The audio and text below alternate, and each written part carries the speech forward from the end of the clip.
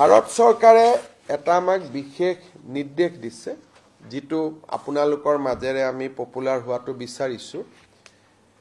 প্ৰত্যেক মাহত অসমলৈ চাউল আহে ৰাইচ আহে যাৰ থ্ৰদি আমি ৰেচনৰ দোকানৰ থ্ৰদি আমি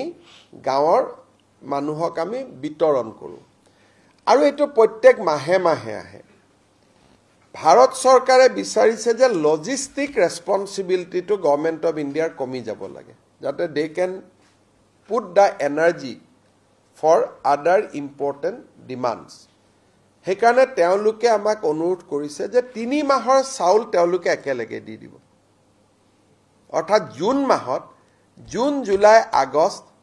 এজন মানুহে 5 কেজি কৈ পায় 5 কেজিৰ পৰিৱৰ্তে আমি 15 কেজি দি দিম যাতে জুন জুলাই আগষ্ট নেক্সট সেপ্টেম্বৰত পাব সো 3 মাহৰ ন্যাশনাল ফুড সিকিউৰিটি এক্টৰ চাউল আমি জানুৱাৰীত জুনত আমি একেলগে দি দিম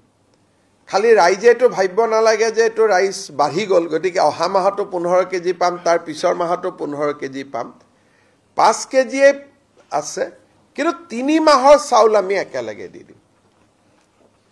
আমি টিভিয়ে পত্ৰ ইয়াক আমি কৰিম ইউজুৱেলি এটা ফ্যামিলিয়ে ম্যাক্সিমাম 35 কেজি পায়